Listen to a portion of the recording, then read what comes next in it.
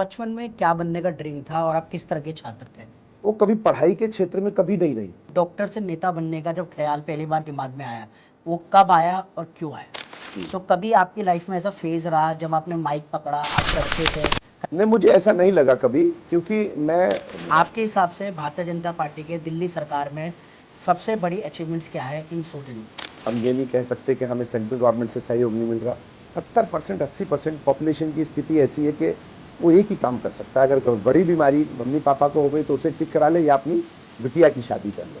हम भी आपसे कई चीज़ें सीख रहे हैं, जैसे कि हमारा अपना एनजीओ है ब्लैक एंड व्हाइट फैमिली, जी। जिसमें हम 200 से ज़्यादा बच्चों को मुफ्त शिक्षा दे रहे हैं इस वक्त। और 2-3 महीनों के गैप में हम भी करते हैं, फ्री मेडिकल कैंप वगैरह लगाते हैं और फ्री ऑफ कॉस्ट बच्चों को स्किल प्रोवाइड करके जॉब प्रोवाइड करते हैं। वाह। हमारी अपनी गौशाला है जिसमें 10 से ज़्यादा काऊ है। हम उम्मीद करेंगे कि भविष्य में आपके साथ मिलकर समाज कल्याण करेंगे।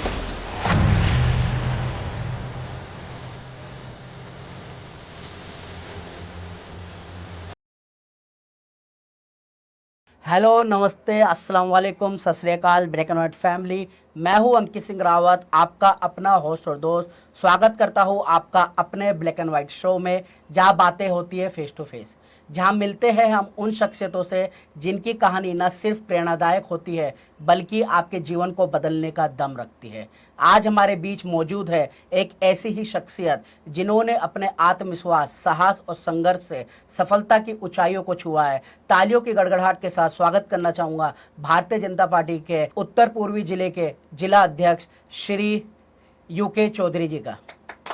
धन्यवाद सर। नमस्ते। सबसे पहले सर मैं जानना चाहूँगा, आप अपने प्रारंभिक जीवन के बारे में बताएं। आपका फैमिली बैकग्राउंड किस तरह था? आपने अपनी शिक्षा वगैरह कहाँ से ग्रहण की? जी, मैं मेरठ के एक गांव किनौनी, जो कि पुरा महादेव एक बहुत फेमस जगह है। वो जगह इसलिए फेमस है, इसलिए प्रसिद्ध है क्योंकि वहाँ पर परशुराम भगवान जी द्वारा स्थापित शिवलिंग है।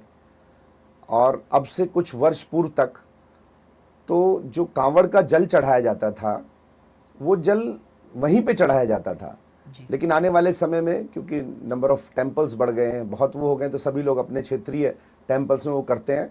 अदरवाइज वहाँ पर जो है वो ये पुण्य कार्य किया जाता था। तो मैं वहाँ पैदा हुआ और होम डिलीवरी था। होम डिलीवरी का मतलब घर में ही पैदा हुए।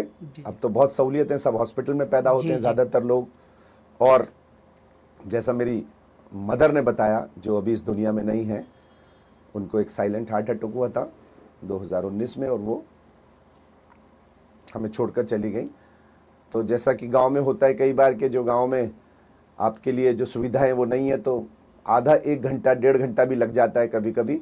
गांव की जो एक तरह से नर्सिंग स्टाफ होती हैं, वो गांव की हमारी कोई इस तरीके की कोई क्वालिफाइड नहीं, गांव की ऐसी ही जो होती हैं जो महिलाएं जो इस कार्य को करती हैं, वो 1 घंटा बाद उसने जो है वो जिसे कहते हैं नाल को काटा और बड़ी देर मदर ने बताया रेत में ही पड़े रहे, तो ये डिलीवरी हुआ करती थी। मुझे लगता है कि हम बचपन से ही बहुत मजबूत स्थिति में पैदा हुए। पैदा होने के पश्चात 2-3-4 वर्ष का जीवन गांव में ही बीता और उसके बाद पिताजी हम सभी को लेकर दिल्ली आ गए और दिल्ली में वो सरकारी अध्यापक बन गए।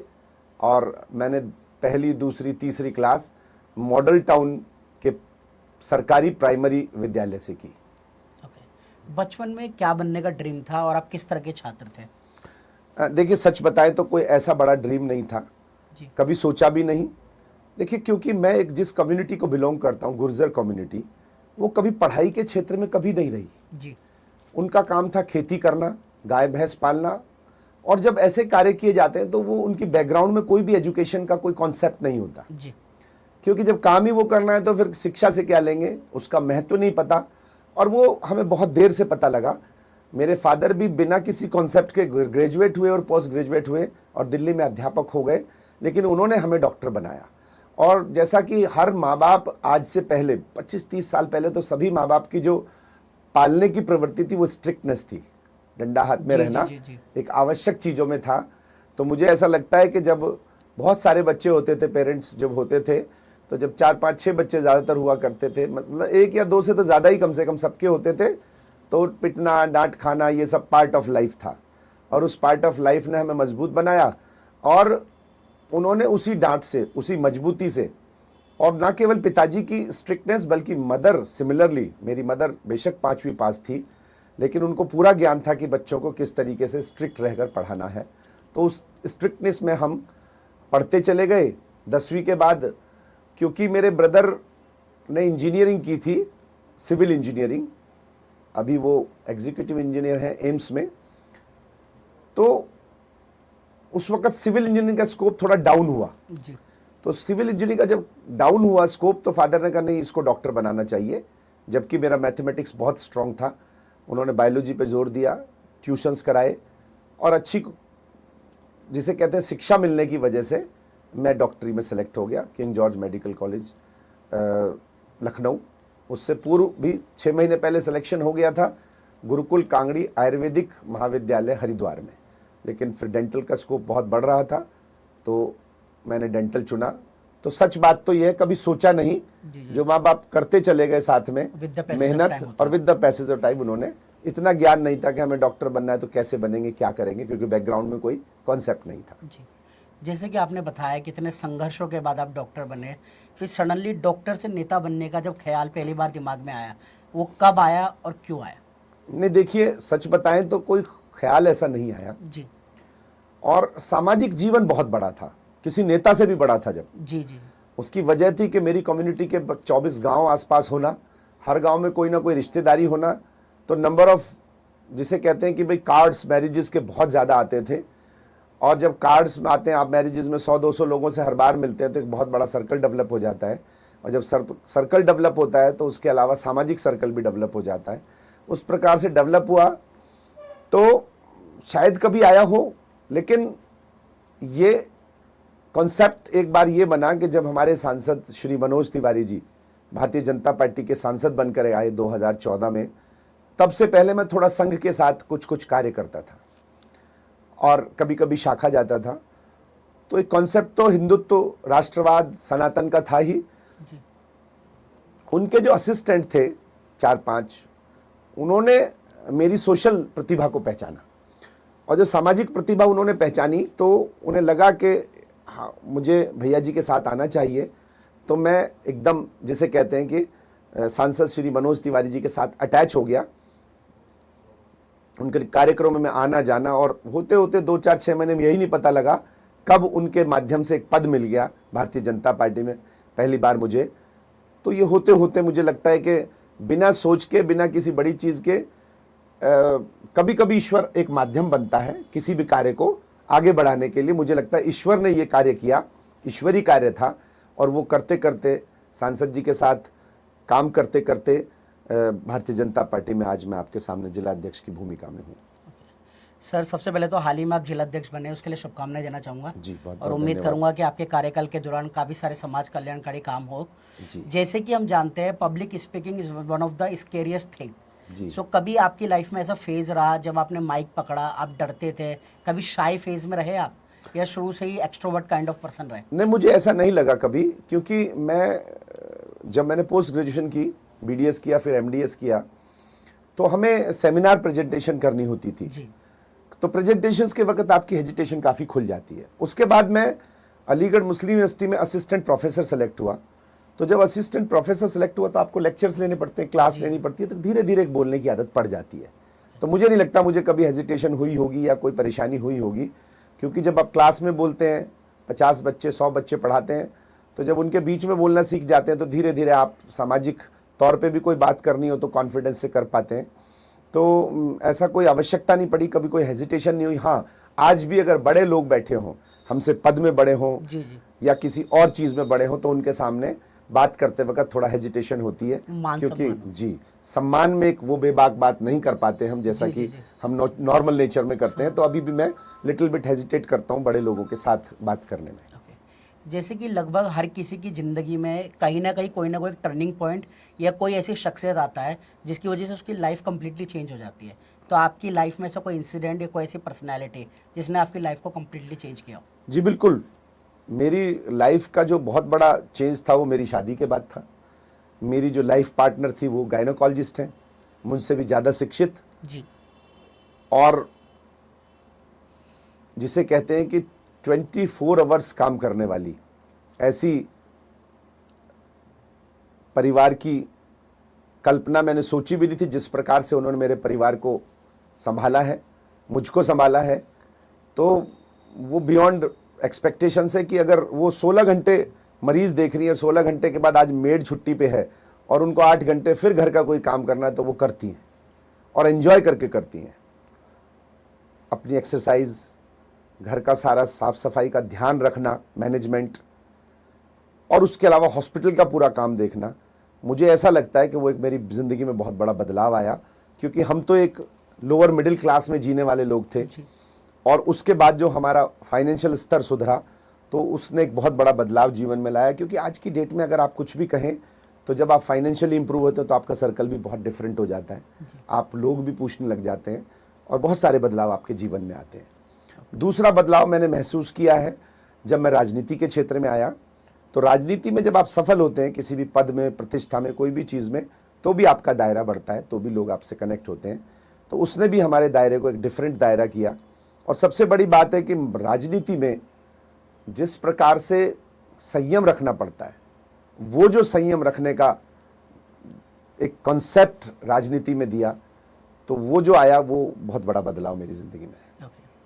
जैसे कि भारतीय जनता पार्टी ने आपको इतना बड़ा दायित्व दिया, आपको क्या लगता है कि एज एन इंडिविजुअल आपके अंदर ऐसे कौन कौन सी स्ट्रेंथ है जिसकी वजह से आपको इतनी बड़ी जिम्मेदारी दी गई? जी, मुझे लगता है कि मैंने जो भी मुझे कार्य दिया गया भारतीय जनता पार्टी के माध्यम से, उसको मैंने पूरी तरह से समर्पण करके किया। जी। तो जब उसमें कोई न्यूनता नहीं होती है या थोड़ी बहुत न्यूनता होती है तो पार्टी देखती है। बहुत सारी आंखें राजनीति में आपको देख रही होती हैं। आप कहीं भी बैठे हो, कोई भी काम कर रहे हो, आपको जब कोई दायित्व मिलता है, जब कोई काम मिलता है और उस काम को पूरा करना पड़ता है, तो वो पार्टी का हर संगठन का हर व्यक्ति, बड़ा हो या छोटा, आपको देख रहा होता है कि आपने काम किस प्रकार से कंप्लीट किया। तो ये बहुत बड़ी बात है कि इसको देख के पार्टी ने शायद मुझे डिसीजन लिया। दूसरा, मेरे साथ जो संयोग रहा वो ये रहा कि मैं अपने संघ परिवार के साथ भी बहुत अच्छे से जुड़ा रहा और उनके साथ कंधे से कंधा मिला के जो भी कार्य मिला वो किया। और जो सबसे तीसरी बड़ी बात है कि मुझे मेंटोर के रूप में राजनीति के में सांसद श्री मनोज तिवारी जी जैसे लोग मिले, उनकी पूरी टीम मिली, जिन्होंने मुझे धीरे धीरे संयम और किस प्रकार से किसी भी कार्य को पॉजिटिविटी यानी सकारात्मक तरीके से काम करना चाहिए वो दिया। ओके। जैसे कि सक्सेसफुल लोगों को जो हम रीड करते हैं तो कहीं ना कहीं वो बताते हैं कि उनमें कहीं ना कहीं एक दबाव होता है अपने आप को प्रूव करने का हमेशा, जी, with the passage of time, कि हम अपने आप को डिजर्व करते हैं नहीं करते हैं। जी। कभी आपने इस तरह का प्रेशर फील किया? जी बिल्कुल। जब भी कभी कोई नई चीज़ होती है तो लगता है कि किस प्रकार से एक बिजी शेड्यूल होते हुए भी डॉक्टर का शेड्यूल थोड़ा बिजी होता है। जी जी। तो हॉस्पिटल भी है, एक 50 बेड का अस्पताल है और कभी कभी अस्पताल में रहना भी ज़रूरी होता है। तो उसके साथ साथ काम को संभालना और वो करना एक बिल्कुल एक जिसे कहते हैं चुनौतीपूर्ण कार्य रहता है। और उसको करने के वक्त दबाव तो रहता ही है कि कहीं ऐसा ना हो कि हम अपने काम में दूसरा काम भूल जाएं जो पार्टी का काम है। तो वो एक दबाव महसूस होता है कभी कभी, और उसको दबाव को लेकिन मैं बड़े अच्छे से हैंडल करता हूँ, क्योंकि मेरा जो कार्य है क्षेत्र हॉस्पिटल में वो मेरा डेंटल फील्ड में भी ब्रेसेस लगाना है। जो टेढ़े मेढ़े दांत होते हैं उसको ठीक करने के लिए जो ब्रेसेस लगाते हैं, दैट इज़ माय वर्क। तो मान लिया अपॉइंटमेंट्स मैंने दे रखे हैं और इमरजेंसी कोई मीटिंग आ गई तो मैं उसको कैंसिल करके नेक्स्ट टाइम बुला पाता हूँ, कोई ज़्यादा समस्या होती नहीं है। जैसे आप जब लो फील करते हो तो हर किसी की कोई पर्टिकुलर एक्टिविटीज़ होती है अपने मूड को लाइट अप करने के लिए, या कुछ पर्टिकुलर इंसान होते हैं जिनके साथ वक्त बिताना पसंद करते हैं, ऐसे आपकी कोई पर्टिकुलर एक्टिविटी? जी बिल्कुल। वैसे तो क्योंकि आप बहुत बिजी रहते हैं तो बहुत आप परेशान, कभी खाली टाइम में हो तभी परेशान होता है व्यक्ति, कभी खाली समय ही ना मिले तो आपको परेशान होने का भी समय नहीं मिल रहा है कई बार। तो आप थके, काम करके लौटे और आप सो गए, सोने के बाद आप उठ गए तो फिर आपने काम शुरू कर दिया। लेकिन फिर भी जब मेरे को कभी ऐसा रिलैक्सेशन या महसूस होता है तो मैं गीत गाता हूँ। और मेरे बहुत सारे मित्र हैं, उत्तराखंड क्रिकेट क्लब है और हमारे एसीपी डोगरा हैं, राजेश डोगरा जी, उनका एक ग्रुप है बहुत बड़ा। और सबसे बड़ी बात है मैं हफ्ते में 1 या 2 क्रिकेट मैच भी खेलता हूँ। तो that is also my passion. तो वो पैशन मेंटेन करता है। और वो मुझे लोग कहते हैं ना कि मेडिटेशन करना चाहिए अगर आप परेशान हैं या कुछ भी। मुझे लगता है कि मेडिटेशन वो होता है जो आपको वो क्षण दुनिया की हर चीज़ से भुला दें, वो क्षण मेडिटेशन होते हैं। एक चीज पे कंसंट्रेट करो। That is important. तो जब मैं क्रिकेट खेल रहा होता हूं तो पूरा समय जो है दिमाग रहता है क्रिकेट में। जी मेरी टीम कैसा कर रही है, किसी ने छक्का मारा, किसी ने चौका मारा, किसी ने अच्छी फील्डिंग की, किसी ने आउट किया। तो वो क्षण जो होते हैं वो एकदम जिसे कहते हैं वो दुनिया से अलग होते हैं। उस वक्त भारतीय जनता पार्टी का जिला अध्यक्ष ग्राउंड में नहीं होता, प्रदेश महामंत्री ओबीसी मोर्चा नहीं होता ग्राउंड में, तो वो बहुत अच्छे रहते हैं। तो उससे मेरा बहुत रिलैक्सेशन मिलता है। दूसरा है कि जब कभी समय मिला तो खाली टाइम में गीत और गाना गाना करोके पे, तो वो भी हम लोग करते हैं ग्रुप में कई बार, तो उससे मुझे बहुत रिलैक्सेशन मिलता है।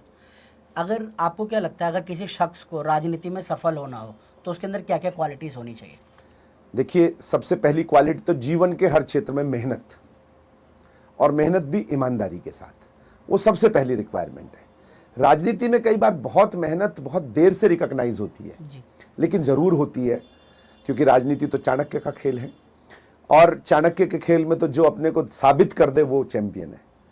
तो साबित करने में कई बार लोग हैं, पराक्रम के अलावा परिक्रमा की भी जरूरत पड़ती है। तो परिक्रमा भी एक ऐसा आवश्यकता है कि आप दिखेंगे ही नहीं, आप अपने घर में बैठ के काम कर रहे हैं तो कौन पूछता है आपको? नहीं पूछता कोई भी। जब आप अपने काम को दिखाएंगे, जब आप अपना जो दायित्व है उसके साथ न्याय करके और वो साबित भी करेंगे ऊपर के संगठन को, तो जब पूरा संगठन आपको देखेगा मेहनत करते हुए तब आपको। तो इसलिए मेहनत, और मेहनत के साथ उस मेहनत का दिखाना, और उसके साथ संयम बहुत बड़ी बात है।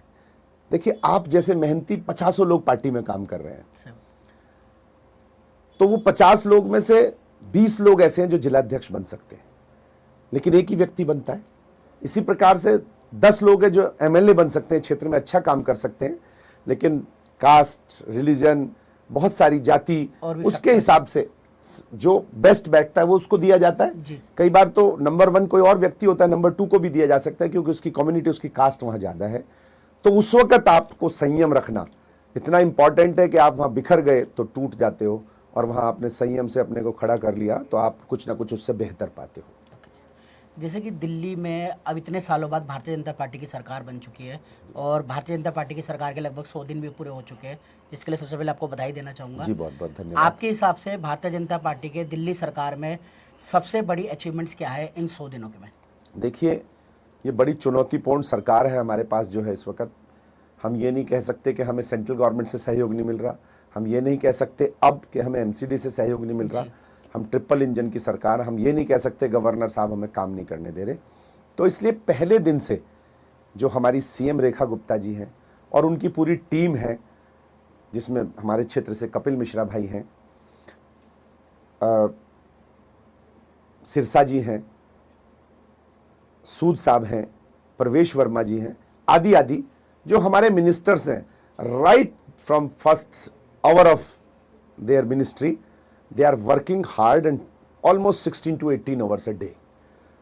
और वो इसलिए कर रहे हैं क्योंकि पिछला जो 27 साल का पिछड़ापन है, उस 27 में से भी जो पिछले 11 साल जो नरक के दिल्ली ने झेले, और जहां दिल्ली को वापस पहुंचा उसको वापस लाना है। और आप समझ सकते हैं, परिवार का एक सदस्य अगर कोई भी खराब काम करने लगे, वो शराबी पीने लगे, वो जुआई खेलने लगे, तो उसको अगले ही दिन से ठीक नहीं किया जा सकता। उसको पहले मेंटली प्रिपेयर किया जाता है, मेंटली प्रिपेयर करके उसको पॉजिटिविटी दी जाती है, फिर उसके बाद काम शुरू होता है। इसलिए जो इंफ्रास्ट्रक्चर खराब हुआ, जो जिसे कहते हैं दिल्ली एक नर्क बन गया, उसको सुधारने के लिए जो आवश्यकता है वो शुरू कर दी है। मैं उसमें 2-3 चीजें कहूंगा, सड़कों की रिपेयर और सड़कों को बनाना, उसके बाद पॉल्यूशन पे कंट्रोल करना, उसके बाद जमुना की जो हालत हुई उसको सफाई में लाना, आयुष्मान योजना को शुरुआत कर देना। 70 वर्ष से बुजुर्ग, देखिए क्या होता है कि 70 वर्ष से ऊपर का जो बुजुर्ग है ना, उसके तो पोते पोती होते हैं, उनकी शादी होनी होती है। तो क्या होता है कि कई बार 70% 80% पॉपुलेशन की स्थिति ऐसी है कि वो एक ही काम कर सकता है। अगर बड़ी बीमारी मम्मी पापा को हो गई तो उसे ठीक करा ले, या अपनी बिटिया की शादी कर ले। 5, 10, 15 लाख रुपए खर्च करके शादी की जाती है, और 5 लाख में मान लिया कोई ट्रीटमेंट हो रहा है, तो वो क्या कहते हैं, बुजुर्ग ही कहते हैं, नहीं बेटा पहले ये शादी का काम निपटा लो, उसके बाद मेरा करना। ज़्यादातर बुजुर्ग ऐसे हैं हमारे यहाँ। और 20, 30, 40% बच्चे भी ऐसे हैं, नहीं पिताजी आपका इलाज तो बाद में हो जाएगा, पहले ये काम निपटा, ऐसे भी बच्चे हैं। तो मुझे लगता है उस समस्या का सबसे बड़ा समाधान जो 5 + 5 10 लाख रुपए का 70 वर्ष से अधिक आयु के बुजुर्गों को, महिला या पुरुष कोई भी हो, उनका ट्रीटमेंट जो है वो समय से मिल जाए और उचित इलाज मिल जाए, वो सबसे बड़ी काम शुरू है। जो कि 7-8 साल से केजरीवाल सरकार ने रोका हुआ था, उसको चालू कर दिया गया। फिर हमारे पास चैलेंज है विधवा पेंशन, फिर हमारे पास बुजुर्गों की पेंशन, फिर हमारे पास बहुत सारे पुराने राशन कार्ड्स गरीबों को ना मिलना, इस प्रकार की जो समस्या है उनका सारा स्कूल के एजुकेशन में फीस बेइंतहा बढ़ाना, मतलब ऐसे 50 काम हैं जो मैं गिनाना शुरू करूं तो इट विल टेक 30 मिनट्स। ऐसे कार्यों पर विशेष स्ट्रेस करके सबसे पहले वो रूल रेगुलेशंस लाए गए और उन पर पूर्णतः कंट्रोल किया गया और वो ठीक दिशा में चल रहे हैं। और आने वाले समय में जैसी ये 2-3-4 योजनाएं हैं, उसी प्रकार की योजनाएं जैसे महिलाओं का कुछ पेमेंट्स का है, वो जो है वो जल्दी ही चालू हो जाएगा। तो ये बहुत बड़ा बदलाव हमारे। ओके, आपके अकॉर्डिंग जो विपक्षी दल है कांग्रेस और आम आदमी पार्टी, उनकी सबसे बड़ी कमजोरियां क्या लगती है? देखिए, वो तो रोज ही हम टेलीविजन पे सुनते हैं कि परिवारवाद, एक ही जगह उनका केंद्रित होना। तो फिर वो तो जब पुराने राजा हुआ करते थे वही ठीक थे, वही एक राजा का परिवार अगला बेटा उसका ही बनेगा, तो फिर वही ठीक था। फिर हमें क्यों लोकतंत्र को लाने की जरूरत पड़ रही थी? तो सबसे बड़ी कमी तो कांग्रेस में ये है। फिर वो जो तुष्टीकरण, उन्होंने हमेशा जातियों को बांट के, धर्मों को बांट के, एक विशेष धर्म को स्पेशल अटेंशन देके उन्होंने सत्ता पे 70 साल के आसपास राज किया। तो ये मेजर प्रॉब्लम्स हैं। और केजरीवाल जी ने शगुफे छोड़ के, मतलब उनको पता था कि किस प्रकार से मैं अपनी गलत चीज को भी सही प्रूव कर सकता हूं। मान लिया आपसे काम नहीं हो रहा तो बोले वो एलजी ने फाइल रोकी हुई है, blame game, that is blame game. और जो बेवकूफ बनाना, मुझे लगता है कि अगर आप काबिल नहीं बनाओगे और फ्री में अपने बेटे को खर्चा दोगे तो वो, मुझे लगता है, लेजी हो जाएगा, कामचोर हो जाएगा। तो इस प्रकार से भी उन्होंने लोगों को पैदा किया, कुछ लोगों को जिनको कि काबिल बनाना चाहिए था, जबकि फ्री शिप की वजह से वो सरकार चलाते रहे। लेकिन अंततः तो अंत वही होता है जो उसके हृदय में था। शीश महल जैसी लोगों ने उसको, शीश महल जैसी जो हरकतें थी बनाने की, उन्होंने लोगों ने उनको एक्सपोज कर दिया। तो लोग तो फिर एक, आपको पता है, सत्ता पलटने में समय नहीं लेते हैं। तो वो यही एक बड़ी बड़ी कमजोरियां रही, जिस प्रकार से उन्होंने ये कह के हम सबसे ईमानदार दुनिया के व्यक्ति और सबसे बेईमानी का काम किया, वो उनको ले बैठा। आपके इतने लंबे राजनीतिक और सामाजिक जीवन में कभी ऐसी कोई सिचुएशन हुई जहाँ पे आपको लगा हो कि मुझे गिव अप कर देना चाहिए? यस, असल में क्या है ना कि जीवन के हर क्षेत्र में, ज्यादातर क्षेत्र में तो आप जितनी मेहनत करते हैं उतना रिजल्ट भी मिल जाता है। आप अच्छी पढ़ाई कर रहे हैं तो अच्छा रिजल्ट मिलने के बहुत चांस है। आप अच्छी पढ़ाई नहीं कर रहे हैं तो फेल होने के चांसेस हैं। आप आज पॉडकास्ट कर रहे हैं, आप मेहनत कर रहे हैं, आप समय से आप लोग बैठे हैं, पूरी व्यवस्था बना रहे हैं, सब कुछ कर रहे हैं, तो आप अच्छा काम बना पा रहे हैं। आज आप मान लिया व्यवस्था में, आज मैं आ जाता, यहाँ पे कोई व्यवस्था में कमी रहती तो हो सकता है मैं सोचता यार नहीं, खराब चीज़ है। तो ये एक रेगुलेटरी और जो पॉजिटिविटी है ये कितनी जरूरी है। तो लेकिन राजनीति में कई बार क्या होता है कि जब आप कुछ भी काम करते हैं, तो मैंने बताया ना 50 में से 1 को सिलेक्ट होना है, 10 में से 1 को सिलेक्ट होना है, तो वो एक ही होता है। तो कई बार आपके माइंड में ये नेगेटिविटी आ जाती है। और खास तौर से हमारे जैसे लोग जो प्रोफेशनल्स हैं, जिन्होंने अपने एक मुकाम हासिल कर लिया और उस मुकाम पे हासिल करने के बाद उनकी अपेक्षाएं बहुत ज्यादा हो जाती हैं और राजनीति पता नहीं होती है। राजनीति आप 20 वर्ष में शुरू करो या 55 वर्ष में शुरू करो, राजनीति तो एक एक स्टेप करके सीखनी पड़ती है। या तो परिवार में हो तो बात अलग है, और अगर नया व्यक्ति है उसको 20 में भी वही स्टेप्स लेने पड़ते हैं, 45 में भी वही लेने पड़ते हैं, 55 में ही। तो वो जो लर्निंग प्रोसेस है उसमें कई बार डिप्रेसिव होता है। और कभी कभी आप ओवर एक्सपेक्टेशन करते हैं, तो ओवर एक्सपेक्टेशन है तो पूरी नहीं होगी, उसमें कभी कभी आपका मन जो डोल जाता है कि छोड़ देनी चाहिए। मुझे भी 1.5-2 साल के बाद ऐसा लगा कि ये तो बहुत दुर्लभ कार्य है। अच्छा, दूसरी बात क्या है कि जैसे ही आप ऊपर उठना शुरू करेंगे तो आपके आसपास के लोग जो आपसे पहले हैं, हो सकता है वो आपसे ज्यादा काबिल भी हो सकता है वो आपसे बहुत कम काबिल हो, लेकिन वो नहीं चाहते कि आप ऊंचे बढ़ें। तो एक नकारात्मक माहौल जो पैदा होता है उससे भी कोप अप करना बहुत मुश्किल हो जाता है। क्योंकि वैसे तो एज ए डॉक्टर आपको हर जगह तारीफ मिलेगी, लेकिन वो तो मौका ढूंढेंगे आपको डाउन करने के लिए कुछ भी। तो इस प्रकार की परेशानियां जब होती हैं तो आप गिव अप करने की भी सोच लेते हैं कभी कभी। आपने अपने जब हॉस्पिटल की शुरुआत की, उसका एग्जैक्टली मकसद क्या था शुरुआत?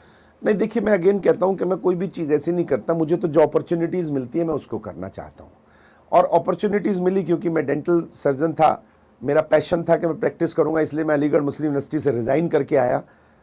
आज मेरी सैलरी 4.5-5 लाख रुपए वहाँ होती, मेरे कुलीग्स हैं वहाँ पे सभी। तो मुझे प्रैक्टिस करनी थी, मुझे अपनी प्रैक्टिस शुरू की दांत की, तो मैंने शुरू करी। वाइफ ने हिंदूराव हॉस्पिटल में सीनियर रेजिडेंसी कर रही थी, वो करते करते उन्होंने लगा कि भाई प्रैक्टिस में तो आना ही है, तो उन्होंने धीरे धीरे शुरुआत करी बैठने की। और वो फिर 5 बेड का अस्पताल हमने बनाया शुरू में, फिर ऐसे 15 बेड, फिर 35 बेड, फिर 50 बेड का हॉस्पिटल हमने धीरे कर करके बनाया। तो कभी भी ओवर एक्सपेक्टेशन में कार्य नहीं किया, जितनी सामर्थ्य थी, जितनी पॉसिबिलिटीज थी उसके साथ काम किया और आगे बढ़ते चले गए। मतलब मेरा जो विजन रहा वो ये रहा कि अगर बहुत दूर आपको जाना है, लेकिन आपको दिखाई तो दे नहीं रहा कहाँ जाना है, तो जहाँ तक दिख रहा है वहाँ तक आगे चले जाओ, उसके आगे का रास्ता आपको खुद दिखाई दे जाएगा। तो उस पैशन के साथ मैंने काम किया और ईश्वर ने कभी भी बहुत नकारात्मकता अपने जीवन में नहीं दी। ओके। जैसे कि डॉक्टरों को भगवान का रूप कहा जाता है, इतनी रिस्पेक्ट दी जाती है समाज में, अस्पताल से रिलेटेड किसी मरीज की कोई ऐसी कहानी जो आपके दिल छू गई हो? जी, बहुत बार आते हैं ऐसे मरीज, गरीब मरीज आते हैं, और दांत के मरीज तो मुझे लगता है कि बहुत कम आते हैं, लेकिन जो लेडी डिपार्टमेंट जी, हमारा वाइफ का जो डिपार्टमेंट है उसमें तो बहुत गरीब गरीब व्यक्ति भी आते हैं, 20-20 साल से बच्चा नहीं हो रहा, जिनको उनके साथ आपको सिंपैथेटिक होना पड़ता है। बहुत बार मिस कैरेजेस हो गए 7-8 बार, निराश हो जाते हैं। तो इस तरह की परेशानियाँ आती है। दांत में भी कई बार, मतलब 20 दांत खराब हो गए तब पेशेंट आ रहा है, तो हम कई बार पूछते हैं कि बताओ अम्मा आपने इतने खराब कर लिया, अब इतना आपको लाख रुपए का खर्च आएगा, और तब 2-4 हज़ार में 5 हज़ार में आपकी चीज़ ठीक हो जाती। तो जब वो अनुभव बताते हैं अपना कि तब भैया हैसियत ही नहीं थी 2,000 रुपये भी खर्च करने के, आज बेटा नौकरी में तो वो करा पा रहा है तो हम करा पा रहे हैं। तो इस तरीके के जब क्षण आते हैं तो लगता है कि भाई मतलब आपको बहुत भावुक क्षण होते हैं कि भाई देखो कितना बड़ी मुश्किल से जो चीज़ कर रहे हैं वो। तो मेडिकल प्रोफेशन में बहुत आते रहते हैं ऐसे। जैसे कि हर सफल इंसान पे कहीं ना कहीं उस पर आरोप लगाए जाते हैं, उसे विवाद में फंसाया जाता है। आपके साथ कभी कोई सिचुएशन रहेगी जहाँ पे किसी विवाद में फंसे, कोई आप पे ब्लेम किए गए, आरोप लगाए गए? नहीं, मैं एक्चुअली क्या है कि थोड़ा बाई नेचर थोड़ा सा लिटिल एग्रेसिव काम करने में हूँ, काम करने में भी और उसका रिजल्ट लेने में भी। तो मैं, क्योंकि मेरा एक मल्टीपल लोगों के साथ एक ग्रुप प्रैक्टिस है, तो वो 7-8-10 लोग मेरे साथ जो काम करते हैं डेंटिस्ट, तो मेरे स्टूडेंट ही होते हैं ज़्यादातर उनमें से। तो I am very strict with them. तो बहुत ज़्यादा स्ट्रिक्ट होने की वजह से ज़्यादातर लोगों को ये रहता है कि भाई ये बहुत स्ट्रिक्ट है। और देखिए, इंसानियत तो एक बहुत बड़ा फैक्टर है, वो कई बार गलत भी नहीं होते, क्योंकि स्ट्रिक्टनेस कितनी भी हो, लेकिन कभी कभी कोई फिजिकल या कोई चीज़ हो जाती है सामने देख के, वो देख के जरूर कई लोग इल्ज़ाम लगाते हैं कि भाई is very strict, he is not good by nature and all. तो बाकी कोई मेजर ऐसा तो कभी नहीं आया, लेकिन ये नकारात्मकता जो 5% है उसको कोई 50% कर देता है, कोई 100% कर देता है। एरोगेंस शायद कह सकते होंगे, कभी मुझे लगता नहीं वैसे मैंने कभी एरोगेंस की, लेकिन स्वभाव से कई बार लोग अंदाज़ा ये लगा लेते हैं कि हो सकता है ऐसा हो। तो वैसे ऐसा कभी नहीं हुआ, लेकिन फिर भी मुझे लगता है कि जीवन में तो संपूर्ण तो कोई भगवान भी नहीं हो पाए। जी जी। श्री कृष्ण भगवान को भी कितनी परेशानियों का सामना करना पड़ा, कितना उनको बोला युद्ध उन्हीं की वजह से हुआ है। रामचंद्र जी को सीता माता छोड़नी पड़ी ब्लेम गेम की वजह से। तो ऐसी तो चीज़ें जो मानव है तो इस संसार में आके हम सभी को झेलना पड़ता है। तो ये छोटी छोटी बातें, बाकी कोई और बहुत बड़ा ऐसा कोई इल्ज़ाम कभी नहीं लगा। और हाँ, राजनीति में कहो तो एक बहुत बड़ा इल्ज़ाम जो सबसे, अगर सक्षम आदमी आ जाता है जी, तो सबसे बड़ा इल्ज़ाम अगर उसके ओपोनेंट लगाएंगे, क्योंकि और तो कोई कमी मिलेगी नहीं। अगर फाइनेंशियली है तो वो कहेगा पैसे से आगे बढ़ रहा है। अच्छा। तो आज इस चैनल के माध्यम से मैं बताना चाहता हूँ, और हालांकि मैं तो जब औरों को कहता हूँ तो बहुत सारे बच्चों की कसम भी खा लेता हूँ कभी कभी। मेरे मेंटर के तौर पे मनोज तिवारी जी ने मेरा जो है मार्गदर्शन किया और मैं धीरे धीरे डेवलप हुआ। लेकिन आज तक कोई रुपए के लेन देन से रिलेटेड कोई काम उनसे मेरा नहीं हुआ। और लोगों ने शुरू में डिफेम किया, आज भी मेरा बेचारा उनका 1 करोड़ रुपया उधार है उनके पास, कि जो मैंने कभी उनको नहीं दिया। लोग ये बोलते हैं, तो कितनी बड़ी नकारात्मकता के साथ उनकी सोच है। तो ऐसी नकारात्मकता कभी कभी लोग लेके आते हैं, और ये तो मेरे साथ है। मैं तो बताऊंगा, अगर कोई महिला आ जाए पार्टी में और वो बहुत सुंदर है और वो 4 दिन किसी के साथ पार्टी के काम से निकल जाए, तो लोगों को 2 सेकंड लगते हैं उस पर कुछ भी शब्द बोलने में और इल्जाम लगाने में। ये बहुत नेगेटिविटी कई बार राजनीति में, बोलना आसान होता है किसी भी चीज़ को। यस। ओके। जैसे कि यूजली हर किसी को कोई ना कोई रिग्रेट होता है, गिल्ट होता है। आपको कोई ऐसा रिग्रेट या गिल्ट है पर्सनली या प्रोफेशनली?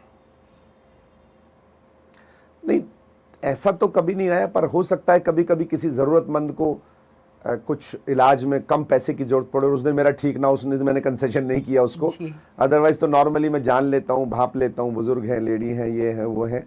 लेकिन कभी कभी हो सकता है मुझे ऐसा गिल्ट हो कि किसी को, या कभी कभी मैं बहुत गुस्से में हूँ और किसी ने कोई जेन्युइन बात कही या कुछ भी, उस वक्त मेरा सुनने का मूड नहीं है तो मैंने उसको धमका के बोल दिया।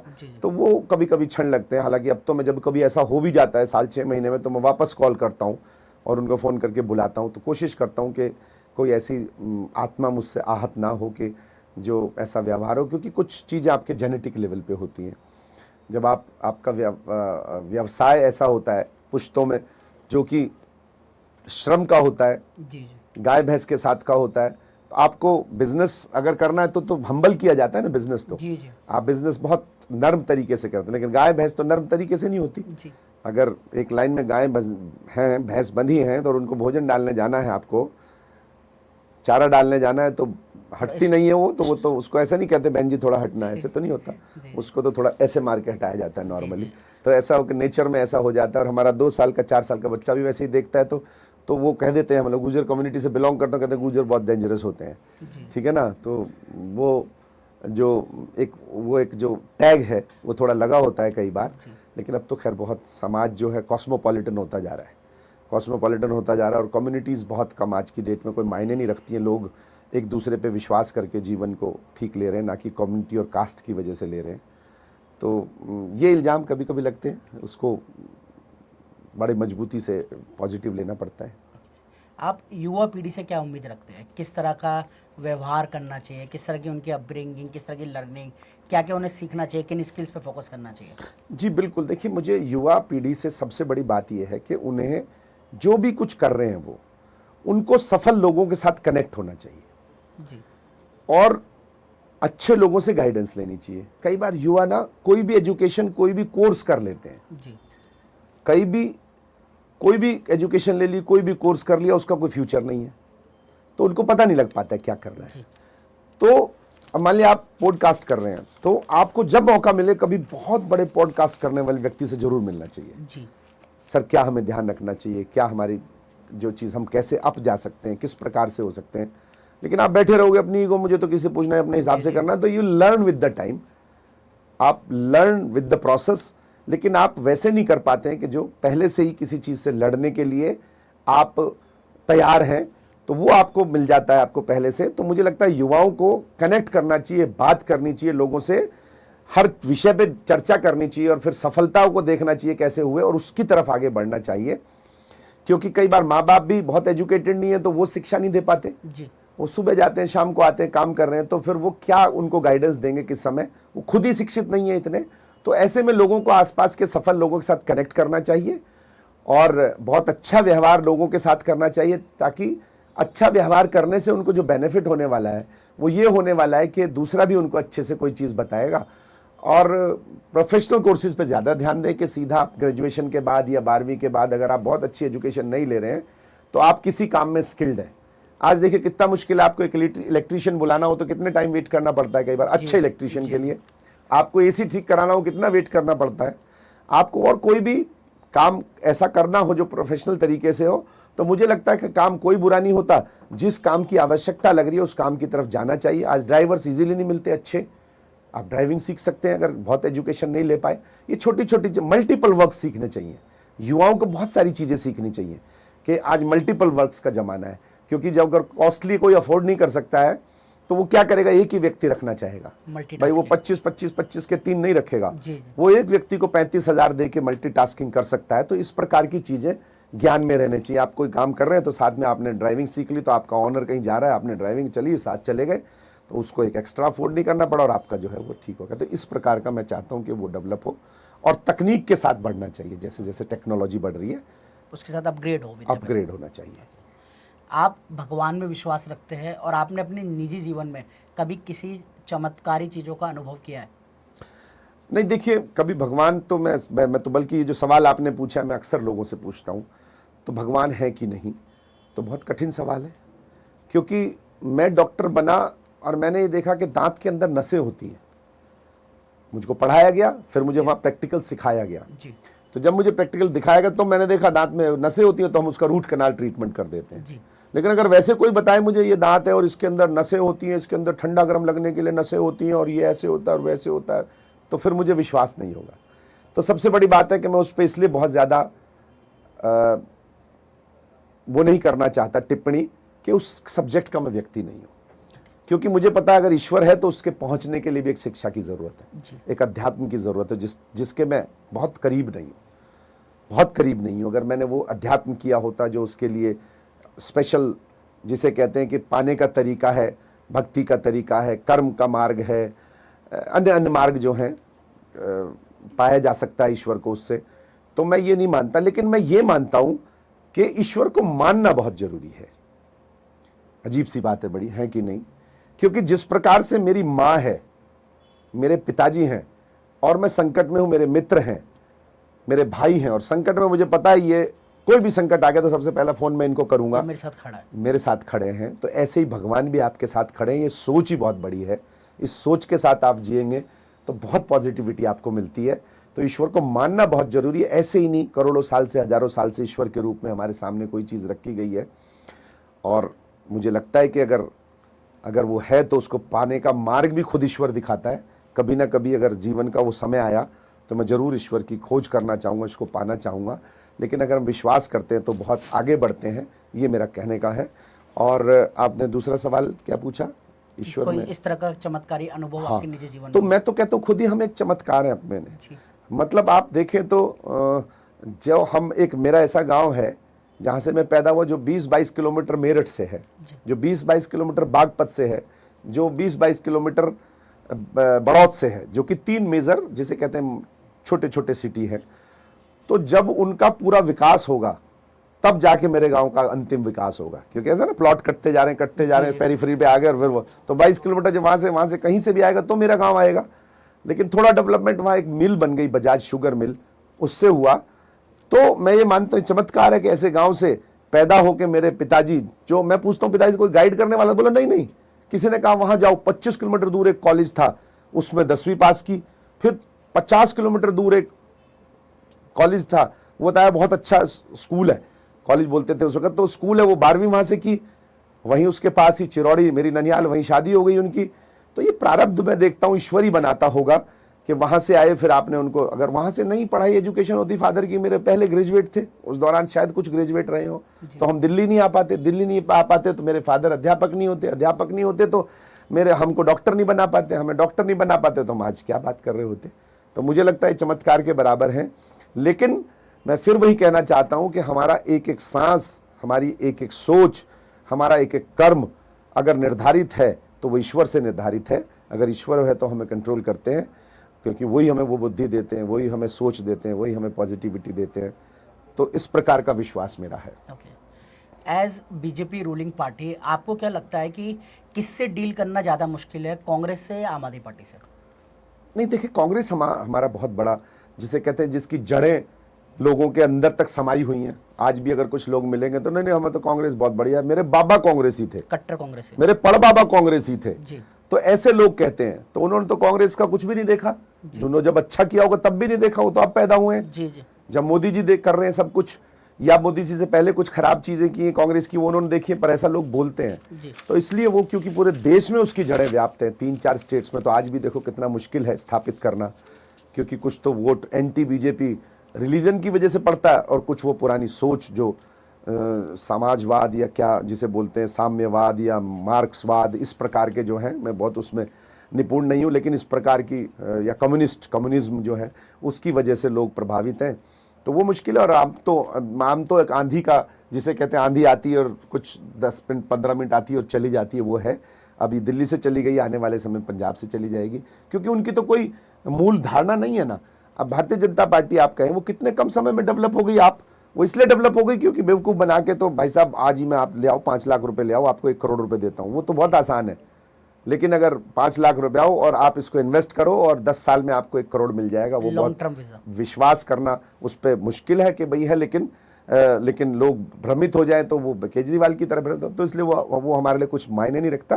कांग्रेस की जो जिस प्रकार की नीति थी उसकी जड़ों को हिलाना और उसको टोटल समाप्त करना, हमारे मोदी जी कहते हैं कांग्रेस मुक्त भारत करना, हमारे लिए एक अच्छा, जिसे कहते हैं सोच का काम है। आपको क्या लगता है इस वक्त भारत की राजनीति में सबसे अंडररेटेड राजनेता कौन है?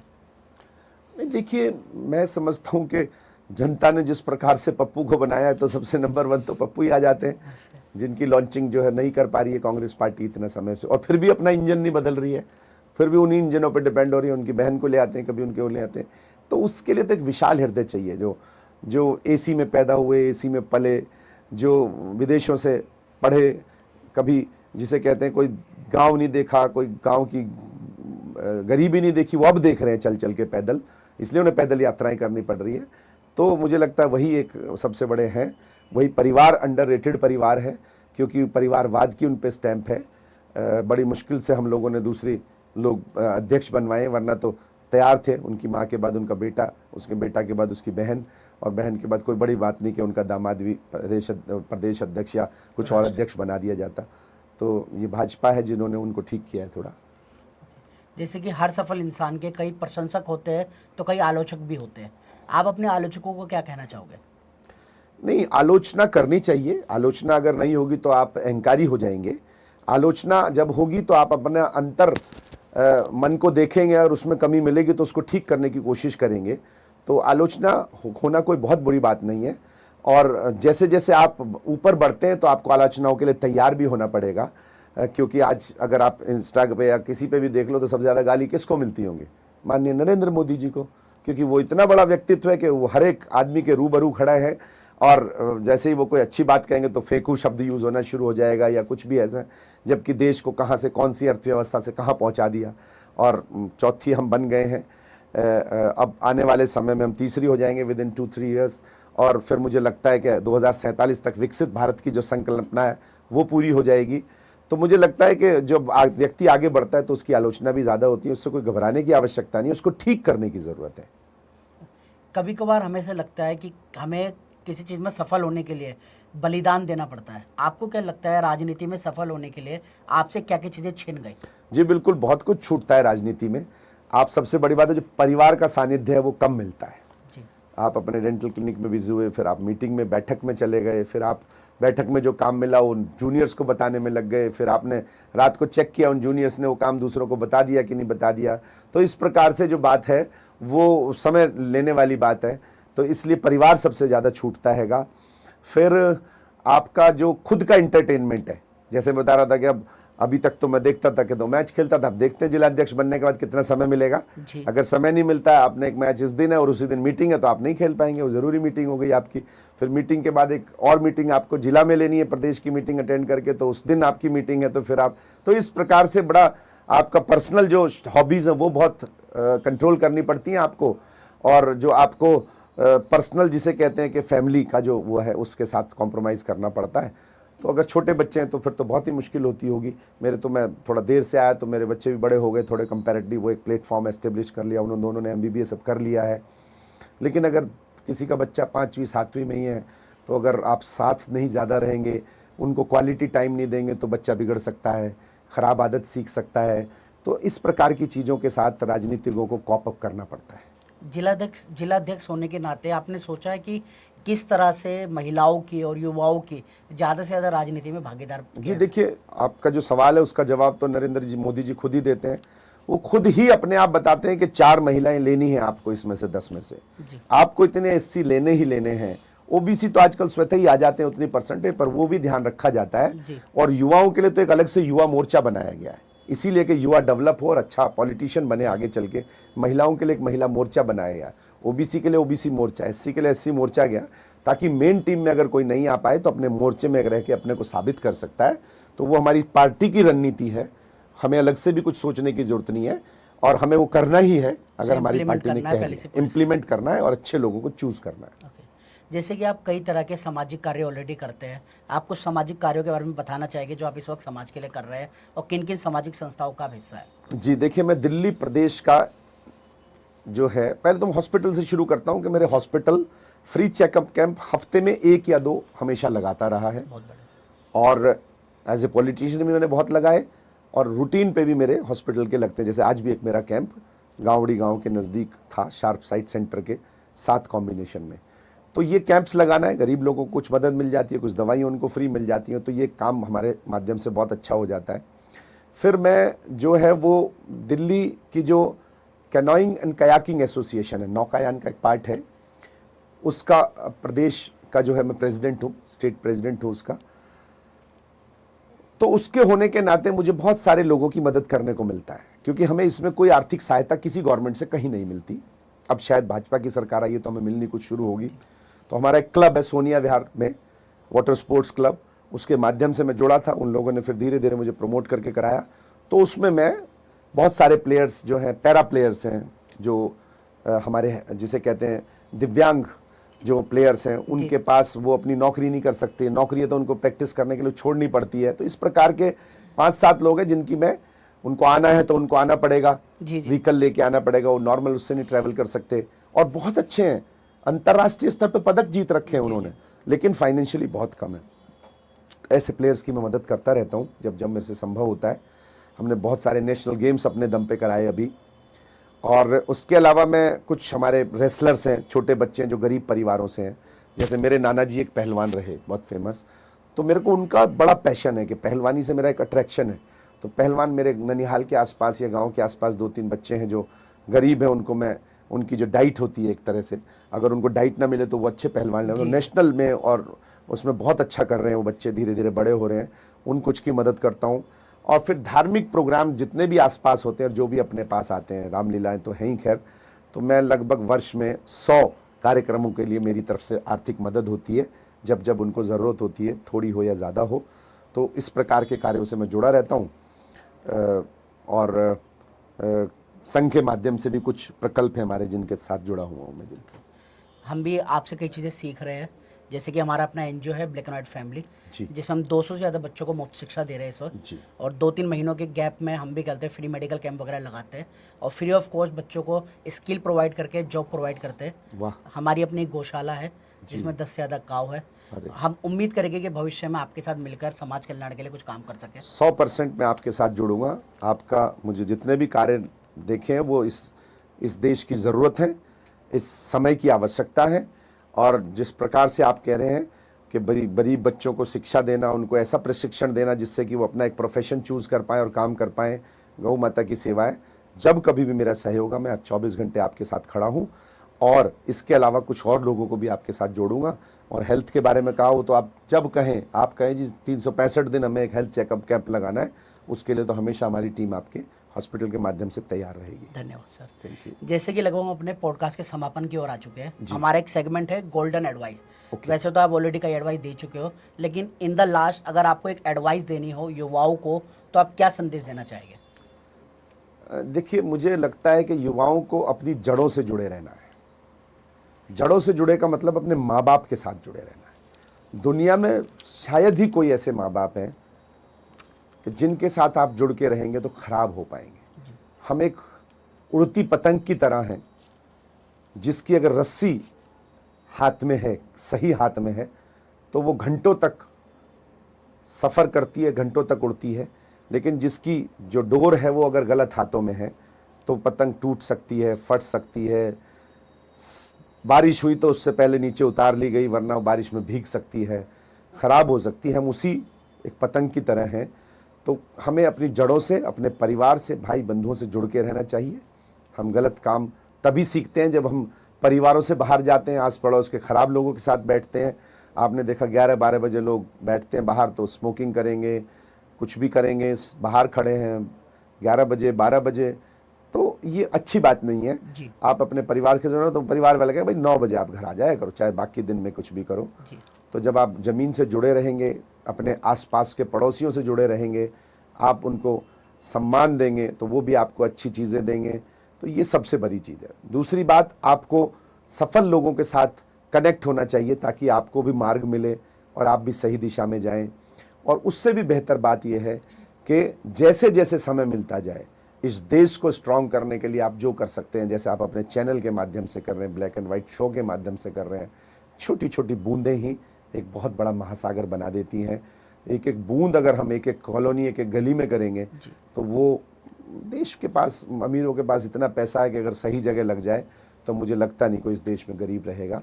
तो मुझे लगता है कि आपके माध्यम से युवाओं को यही है कि अपने संस्कार, अपनी संस्कृति और अपने परिवार के साथ बढ़े रहें, उनके साथ सम्मान से आगे बढ़ते रहें और अपना मार्ग प्रशस्त करें। बहुत बढ़िया, धन्यवाद सर इन चीज़ों के लिए। बाकी जैसे कि अब हमारे ब्लैक एंड व्हाइट फैमिली का हिस्सा बन चुके हैं, तो आपसे एक छोटा सा निवेदन भी करना चाहूँगा। जैसे कि आज हम हमारे बीच मौजूद है, आपके कामों को, आपके विचारों को हम पॉडकास्ट के माध्यम से दिखा रहे हैं। मैं उम्मीद करूँगा कि अगर आप 2-3 गेस्टों के नाम रेकमेंड कर सके जिनको भविष्य में अपने शो में लाए और उनके काम और विचारों को दिखा सके। जी बिल्कुल। देखिए, सबसे बड़ी बात है कि मैंने बताया कि एक फील्ड से दूसरे फील्ड में आने के लिए, और वो भी राजनीति में आने वाला कोई भी व्यक्ति, उसको आप जरूर पॉडकास्ट पे लेके आइएगा। क्योंकि अपने प्रोफेशन से दूसरे प्रोफेशन में किस प्रकार से कॉप अप करके उसने क्या क्या किस challenge प्रकार है? संयम चैलेंज को लेके उसने उसको स्थापित किया। जी। तो मुझे लगता है कि सबसे बड़े हमारे लीडर जो हैं वो बहुत सारे हमारे जो फिल्मी जगत के लोग हैं, जी। तो मैं तो जो मेरे मेंटर हैं मैं उनको रिकमेंड सबसे पहले करूँगा, सांसद श्री मनोज तिवारी जी के व्यू आपको जानने चाहिए, कैसे वो एक तरह से दूसरे में एस्टेब्लिश हुए और बहुत जल्दी सफलता के मार्ग पे पहुँचे। फिर उसके बाद ऐसे पॉलिटिशियन भी हैं जैसे मेरे, आप यहीं से बैठे तो हर्ष मल्होत्रा जी का एक एग्जाम्पल यहाँ होना चाहिए। जी। वो केंद्रीय मंत्री तक पहुँचे और मुझे लगता है कि बहुत अपनी गली नुक्कड़ के स्तर से, बूथ से और शक्ति केंद्र प्रमुख से आके किस प्रकार से उन्होंने अपना को अचीव करके हुआ। फिर बहुत बड़े व्यक्तित्व खैर देश के हैं, लेकिन इस क्षेत्र में हमारे कई हीरो हैं। मैं समझता हूँ कि उत्तर कुमार जी हैं, अपने बहुत नज़दीक दिल्ली के बगल वाला गांव है लोनी, क्या बल्कि दिल्ली से टच कॉलोनी में रहते हैं। उनका गांव है बेहटा गांव है उनका। वो हरियाणवी सिनेमा में किस प्रकार से एक बिल्कुल एक सिंपल फैमिली से उठ के उसके होके और इस स्तर पे आ गए हैं कि आज उन बहुत बड़ा नाम उनका हरियाणवी जगत में है। तो इस प्रकार के जो मैंने 2-3-4 नाम लिए, और आपको हमारे यहाँ के कई विधायकों को देखना चाहिए, वो भी एक सफलता की एक वो है जिन्होंने बहुत मिसाल। नीचे से, हाँ, जो भी विधायक ऐसे हैं कि जो जिन्होंने बिल्कुल वही बूथ स्तर, शक्ति केंद्र स्तर से काम शुरू किया और आज वो विधायक बने हैं। और कपिल मिश्रा जी हैं, जिस प्रकार से उन्होंने एक बहुत, जिसे कहते हैं एक बहुत कम उम्र में एक पारी की शुरुआत की, फिर उसमें खराब पार्टी में चल के वापस सही पार्टी में आना और सही पार्टी में आके अब साबित करके मंत्री बनना, ये भी एक जिसे कहते हैं एक बहुत बड़ी बात है। सैकड़ों वैसे तो ऐसे नाम हैंगे, लेकिन मेरे साथ जो कनेक्टेड है इस प्रकार से हमारे विधायक अजय महावर जी हैं, एक व्यावसायिक फैमिली से प्रमोद गुप्ता जी हैं, कभी आपको बुलाना चाहिए उनको। एक हमारे सतपाल जी हैं जो स्टैंडिंग कमेटी चेयरमैन रहे, वो बहुत गांव से निकल के आए, मेरी ननिहाल से। तो ऐसे हैं हमारे, आप डिप्टी चेयरमैन रहे आपके पहाड़ के अपने यहाँ दिलशाद गार्डन से ही जो पार्षद रहे हैं, कभी रवीश उनको सिंह भी पवार जी। पूछना चाहिए कि भाई कैसे आप पहाड़ से आए और आप किस प्रकार से एक हो चुका बहुत उनका प्रोग्राम। हम्बल उनका हो चुका है, आपने जी, बताया। तो वो भी एक हमारे लिए एक माध्यम है जी, इंस्पिरेशन सीखने है। के लिए। तो ऐसा कोई भी व्यक्ति जो जीरो से ऊपर की तरफ बढ़ा हो, तो उसका आपको क्षेत्र में आप और भी तलाश सकते हैं। एक पॉडकास्ट करवाओ, हमारे खुद पॉडकास्ट ही चलाने लगे हैं, टंडन जी हैं एक, उन्होंने भी एक अपना स्टूडियो बनाया है, उनका पॉडकास्ट यहाँ करो और आप अपना पॉडकास्ट जी। वहाँ कराओ कि किस प्रकार से सफलता से आप काम चला रहे हैं। तो इस प्रकार के, और उनको लाने में कोई मदद होगी तो मैं ज़रूर आपकी करूँगा। धन्यवाद सर, आपने अपना कीमती वक्त दिया। जी बाकी मुझे निजी तौर पे काफ़ी कुछ सीखने को मिला, जी। और आपके मान सम्मान में कोई कमी रह गई हो, कोई क्वेश्चन में भूल चूक हो गई हो, उसके लिए माफ़ी चाहते हैं। बिल्कुल ठीक सवाल थे, और भूल चूक तो हम इंसान हैं ना, नहीं तो भगवान हो जाते अगर भूल चूक ना हो कोई तो सवालों में। लेकिन आपने कोई गलती नहीं करी है, क्योंकि सब सामान्य और अच्छे सवाल हैं जिनसे सबको लर्न करने को मिलता है। आज के एपिसोड के लिए सिर्फ इतना ही। बाकी यूके चौधरी जी ने अपने जीवन के संघर्षों को आपके साथ साझा किया। उन्होंने कई सारे आपको संदेश दिए, और आपको सिर्फ और सिर्फ इसे एक पॉडकास्ट के नज़रिए से नहीं देखना, बल्कि एक जीवन की पाठशाला के माध्यम से देखना है। इन चीज़ों को अपने जीवन में उतारना है और एक बेहतर इंसान बनना है। उम्मीद करता हूँ आपको आज का पॉडकास्ट पसंद आया होगा। अगर पसंद आया है तो लाइक करें, कमेंट करें, अपने दोस्तों के साथ शेयर करें। चैनल पर नए हैं तो सब्सक्राइब करें। बहुत जल्द मिलते हैं किसी एक और पावरफुल और दिलचस्प शख्सियत के साथ, एक और प्रेरणादायक कहानी के साथ। तब तक के लिए love you all, respect you all.